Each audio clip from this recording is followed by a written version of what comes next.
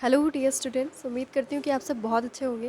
Social point channel पर आप सभी का बहुत बहुत स्वागत है। बच्चों, जो भी मेरे वीडियोस देखा करिए आप लोग, वो सारे वीडियोस का डिस्क्रिप्शन बॉक्स और कमेंट सेक्शन ज़रूर चेक कर लिया करिए। अगर कोई इन्फॉर्मेशन मिस हो जाती है तो वहाँ पे मैं आप लोगों का मेंशन कर देती हूँ। और हाँ, ये बीए सेकेंड सेमेस्टर की सिलेबस को मैं कंप्लीट कर रही हूँ। इसके अलावा यूनिवर्सिटी एंट्रेंस टेस्ट जो भी बच्चे दे रहे हैं उन सभी के लिए बहुत ज़्यादा इंपॉर्टेंट है। कॉन्सेप्ट क्लियरिंग सेशंस हैं ये सारे एमसीक्यूज़ सॉल्व करने के साथ साथ आपको बहुत सारे कॉन्सेप्ट्स क्लियर होने वाले हैं। ठीक है, आज हम लोग टॉपिक क्या स्टार्ट करने जा रहे हैं, सामाजिक नियंत्रण। अभी हिंदी में चल रहा है, इंग्लिश मीडियम्स के लिए बाद में आएगा। ऐसा नहीं है कि इंग्लिश में नहीं आएगा, बाद में आएगा। ठीक है, इस बार जो बच्चे बीए का एग्ज़ाम दे रहे हैं वो लोग थोड़ा मैनेज करें। ठीक है, नेक्स्ट बैच वाले जो बच्चे आएंगे उनके लिए अच्छा रहेगा, उनको इंग्लिश में मिल जाएगा। ठीक है, इस बार तो नहीं हो सकता इंग्लिश में। और पेपर 1 और पेपर 2 दोनों की सीरीज़ आप लोगों के लिए अवेलेबल है। दोनों के प्लेलिस्ट आप लोग डिस्क्रिप्शन बॉक्स में देख लीजिएगा, वहाँ से सारे वीडियोस आपको एक साथ मिल जाएंगे। चलिए, तो हम लोग अपना पहला क्वेश्चन सॉल्व करते हैं। क्या है, सामाजिक नियंत्रण के बारे में आपको तो पता होगा ना कि सोसाइटी में बहुत सारी एजेंसीज़ बनाई हैं जो सोसाइटी को कंट्रोल करने का काम करती हैं। अगर सोसाइटी में वो एजेंसीज़ नहीं रहेंगी तो जो इंसान को जो चाहिए जैसे चाहिए वो वैसे करने लगेगा। बिल्कुल भी कल्चर वल्चर कोई फॉलो नहीं करेगा, बस अपनी नीड्स पूरी करेंगे जैसे आदिम समाज में करते थे, लड़के मारपीट करके किसी भी तरह, है ना। तो चलिए, पहला क्वेश्चन हम लोग सॉल्व करते हैं और चीज़ें क्लियर होती चली जाएंगी। ठीक है, अगर आपने नहीं भी पढ़ा है तो भी क्लियर होता चला जाएगा। फर्स्ट क्वेश्चन आप क्या देख रहे हैं, निम्नलिखित में से आधुनिक समाजों में सामाजिक नियंत्रण का सबसे प्रभावशाली औपचारिक अभिकरण क्या है। आधुनिक समाज की बात हो रही है, सोशल कंट्रोल की बात हो रही है। हमारे आधुनिक समाज में सोशल कंट्रोल अगर करना है तो सबसे ज़्यादा प्रभावशाली और वो भी औपचारिक अभिकरण कौन सा है। ठीक है, आज के टाइम पे औपचारिक मतलब जो इंग्लिश में क्या कहते हैं इसको, फॉर्मल, है ना, समझ गए होगे। तो देखो, धर्म कोई फॉर्मल है नहीं है, परिवार भी फॉर्मल नहीं है, विद्यालय है फॉर्मल। ठीक है, अगर फॉर्मल एंड इनफॉर्मल को समझना है तो ऐसे समझ सकते हो, जहाँ पर रिटन रूल्स होते हैं, पेपर वर्क्स होते हैं, वो सब फॉर्मल होता है। और जहाँ पर सिर्फ बोल करके समझा करके इस तरीके से काम चलाया जाता है तो वो इनफॉर्मल या अनौपचारिक होता है। तो देखो, हमारे यहाँ आजकल जो हम लोगों को कंट्रोल करने का काम करता है वो क्या करता है, कौन करता है, स्टेट करता है, हमारी गवर्नमेंट, हमारी पुलिस, ये सब करती है ना, ये सब स्टेट के अंदर आता है, राज्य के अंदर। तो हमारे आधुनिक समाज जो है वहाँ पर सामाजिक नियंत्रण कौन कर रहा है, स्टेट कर रहा है ना। और इसके अलावा जो इनफॉर्मल होते हैं वो परिवार होता है, धर्म होता है, ये अनौपचारिक होते हैं। ठीक है, इसके अलावा सबसे शक्तिशाली माध्यम जो अनौपचारिक होता है, औपचारिक नहीं होता है, सोसाइटी को कंट्रोल करने का, वो कौन सा होता है, परिवार। क्योंकि परिवार ही हमारे यहाँ क्या करता है, बच्चों को सिखाता है, बच्चों को एक जिम्मेदार नागरिक बनाने का काम कौन करता है, परिवार करता है। अगर परिवार ही सिखाना शुरू कर दे कि जाओ दंगे करो, ठीक है, इस धर्म को मारो, उस धर्म के लोगों को मारो, और जो भी ज़रूरत हो किसी भी तरीके से पूरा कर लो, तुम्हारी जाति बेस्ट है, इस तरीके की घटिया चीज़ें अगर सिखाना शुरू कर दे तो हमारी सोसाइटी बर्बाद हो जाएगी। ठीक है, इसीलिए परिवार अच्छा होना बहुत ज़्यादा ज़रूरी है, और परिवार को, एक बच्चे को सब कुछ अच्छे तरीके से और सही बातें सिखानी बहुत ज़्यादा ज़रूरी है। तो परिवार बहुत ज़्यादा शक्तिशाली माध्यम होता है किसी भी समाज को नियंत्रित करने के लिए, और वो भी कैसा, इनफॉर्मल, अनौपचारिक। ठीक है, सबसे पहले सामाजिक नियंत्रण शब्द किसने इस्तेमाल किया था, तो रॉस ने किया था। याद कर लो, एग्ज़ाम में आ सकता है, इम्पॉर्टेंट है। सारे ही इम्पॉर्टेंट है, बट ये सब कुछ ज़्यादा ही फेमस है, जो मैं बोलती हूँ ना, ये सब कुछ ज़्यादा ही आते रहते हैं एग्ज़ाम में। थर्ड क्वेश्चन क्या है, निम्नलिखित में से किस विद्वान ने सामाजिक नियंत्रण को सकारात्मक एवं नकारात्मक प्रकारों में बांटा है। सामाजिक नियंत्रण के 2 प्रकार बताए हैं, एक पॉजिटिव, दूसरा नेगेटिव। तो इसका जो सही जवाब होगा वो आंसर ए होगा, किम्बल यंग। किम्बल यंग ने कहा कि 2 तरीके के सोशल कंट्रोल होते हैं, एक सामाजिक, एक पॉजिटिव जो है कंट्रोल होता है, दूसरा नेगेटिव कंट्रोल होता है, सकारात्मक नियंत्रण और नकारात्मक नियंत्रण। जो सकारात्मक नियंत्रण होता है उसमें क्या करते हैं, किसी ने कुछ काम किया तो उसको अच्छा प्रशंसा करते हैं उसकी, या उसको रिवॉर्ड करते हैं, उसको पुरस्कार देते हैं। ठीक है, इस तरीके से क्या होता है कि उसको देख करके और लोग सीखते हैं कि हाँ, हम भी अच्छा करेंगे, और अम, उसको जो करता है उसको भी और आगे अच्छा करने की प्रेरणा मिलती है। तो इस तरीके से सोसाइटी में कंट्रोल रहता है। बट नकारात्मक नियंत्रण क्या होता है, जब किसी ने कुछ गलत काम किया है तो क्या किया, उसको दंड दिया गया या उस पर किसी तरीके का प्रेशर डाला गया कि आगे से ऐसा नहीं होना चाहिए, ठीक है। तो वो नकारात्मक सामाजिक नियंत्रण होता है।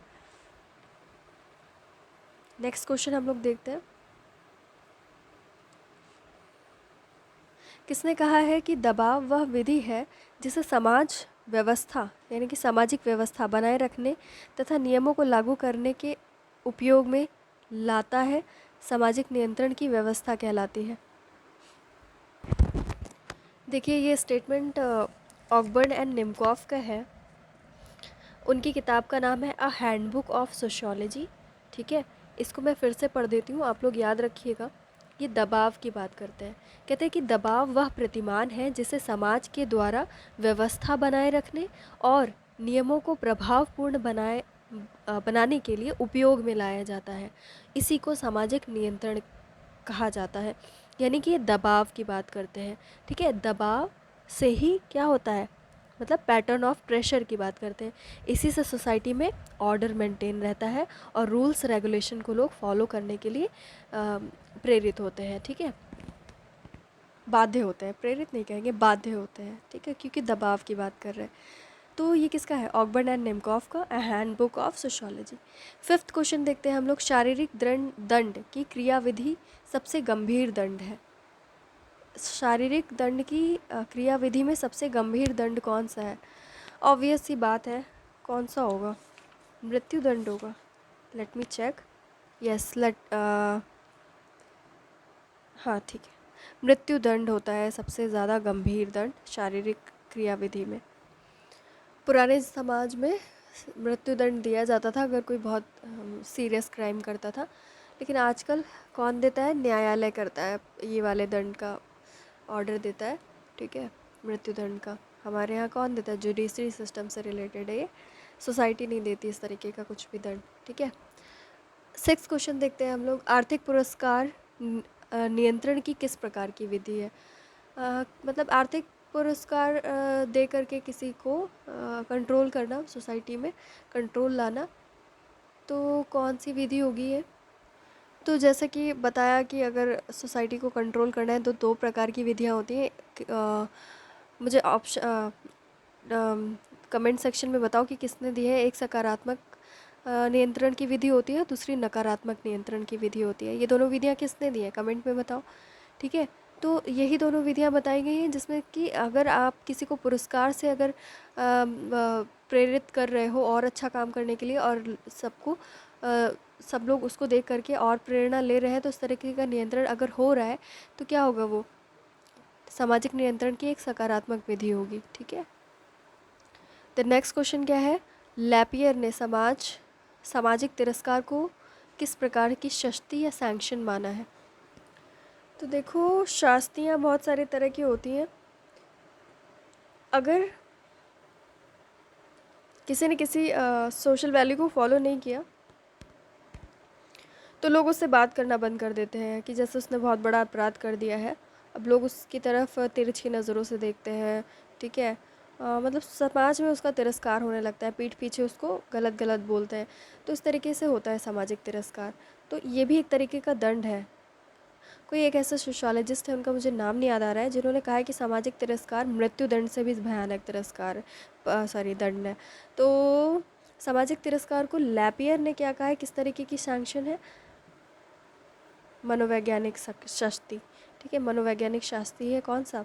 सामाजिक तिरस्कार। फिर एट्थ क्वेश्चन देखते हैं हम लोग। निम्नलिखित में से किसे नियंत्रण का प्रकार्य कहा जाता है? फंक्शन क्या है? प्रकार्य मतलब फंक्शन।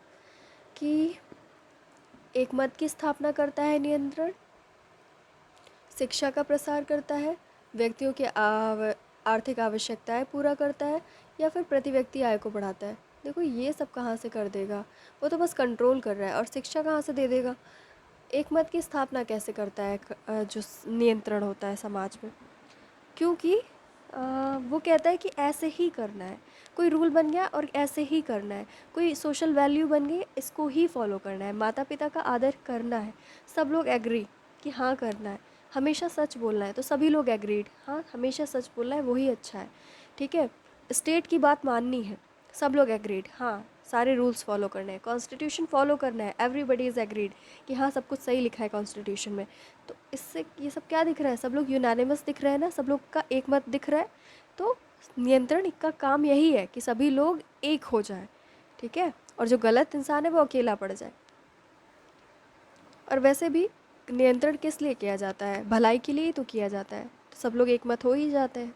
तो यही फंक्शन है, यही प्रकार्य है ना। 9th क्वेश्चन में क्या लिखा हुआ है, किसे सामाजिक नियंत्रण का औपचारिक अभिकरण कहा जाएगा।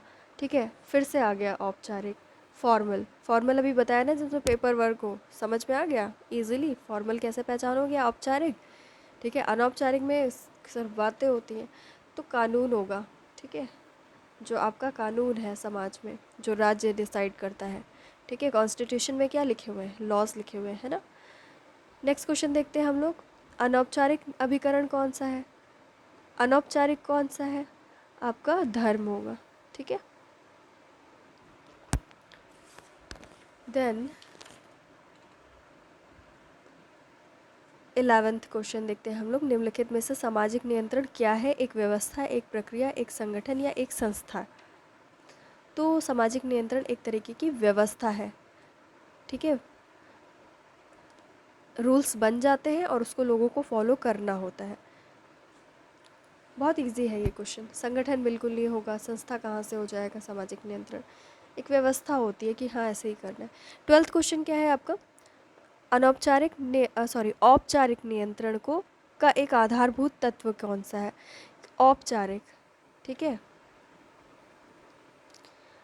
पेपर वर्क वाला, ठीक है, स्थिरता, घनिष्ठता, बाध्यता या नैतिकता। सबसे बेसिक जो तत्व है वो कौन सा होता है, क्योंकि रिटन रूल्स होते हैं। आप ये नहीं कह सकते नहीं नहीं मैंने ऐसे नहीं किया, नहीं नहीं ऐसे नहीं होता है। कुछ लोग कहें हाँ हाँ ऐसे ही होता है, कुछ लोग कहें नहीं नहीं ऐसे नहीं होता है, वो तो लिखा हुआ है, आपको मानना पड़ेगा। बाध्यता, C option is correct 12th का, ठीक है, सी ऑप्शन इज़ करेक्ट, बाध्यता होती है। आप ऐसा नहीं हो सकता, तभी तो रिटेन किया गया है ताकि लोग ऐसा बाद में मुकर ना जाए। तभी तो कॉन्स्टिट्यूशन इतना बड़ा लिख दिया गया, हर एक एक छोटी छोटी बात लिख दी गई, ठीक है। सत्तावादी समाजों में सामाजिक नियंत्रण की प्रकृति कैसी होती थी, निरंकुश, समताकारी, ऐच्छिक, मानवतावादी कैसी होती थी। तो ऑप्शन ए इज़ करेक्ट, निरंकुश। सत्तावादी समाज में क्या होता था, अब जैसे जो ज़्यादा पावरफुल है, पहले के समाज में हम लोग के इंडियन सोसाइटी को ले लो, यहाँ पे पूरी तरीके से जाति व्यवस्था हावी थी। पंडित लोग अपने आप को बहुत महान समझाते थे सभी को कि मैं ही महान हूँ, मैं ही ईश्वर के सबसे ज़्यादा करीब हूँ और मैं ही पढ़ूंगा लिखूंगा, बाकी को तो बिल्कुल भी हक नहीं है, बाकी लोगों ने अगर पढ़ाई कर ली तो बहुत बड़ा पाप हो गया, इस तरीके की कुछ बातें थी, है ना। तो ये सब नियंत्रण के रख रहे हैं ना लोगों पे कि शूद्रों को तो बिल्कुल नहीं पढ़ना है। तो ये सब क्या है, नियंत्रण कर रहे हैं वो लोग। तो जैसा उनका मन कर रहा है वैसे नियंत्रित कर रहे हैं समाज को, ठीक है। जो पावरफुल है वो सोसाइटी को कंट्रोल करने का काम कर रहा है। तो ये निरंकुश प्रकृति थी नियंत्रण की और बहुत गलत थी। फिर स्टेटमेंट दिया है और रीज़न दिया है, पहचानना है कि कैसा है, इन ऑप्शंस में से बताना है कि कैसा है। एक कारण है, एक कथन है। सभी समाजों में नियंत्रण की क्रियाविधि में कुछ भिन्नता पाई जाती है क्योंकि विभिन्न समाजों की प्रकृति एक दूसरे से भिन्न होती है। तो बिल्कुल सही है, दोनों स्टेटमेंट भी सही हैं कि सारे समाज एक जैसे नहीं होते, और दूसरी बात सभी समाजों में जो जैसे कंट्रोल कर रहा है वो सब अलग अलग रूल्स होते हैं, ठीक है, ज़रूरी नहीं है कि सारी सोसाइटीज़ में एक जैसे हो। तो इसमें रीज़न और स्टेटमेंट दोनों सही हैं, तो सी ऑप्शन इज़ करेक्ट, कथन और कारण दोनों सही हैं। फिर हमें मैच द फॉलोइंग करना है। सत्तावादी नियंत्रण औपचारिक नियंत्रण क्या है, औपचारिक नियंत्रण क्या है, कानून है। अनौपचारिक नियंत्रण क्या है,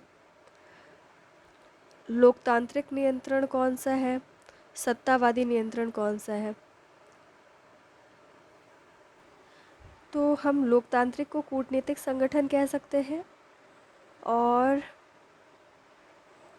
अनौपचारिक नियंत्रण में क्या आएगा, लोकतांत्रिक नियंत्रण को हम सत्तावादी नहीं कह सकते, सॉरी कूटनीतिक नहीं कह सकते, तो क्या होगा, थोड़ा दिमाग लगाओ। देखो ये तो आपको क्लियर हो गया अभी तक, औपचारिक नियंत्रण कानून होता है, ठीक है। जो अनौपचारिक होता है उसमें आग्रह किया जाता है कि हाँ आप ऐसा करो, ठीक है, पुरस्कार दिए जाते हैं कि हाँ इसने बहुत अच्छा काम किया है, तो ये अनौपचारिक होगा।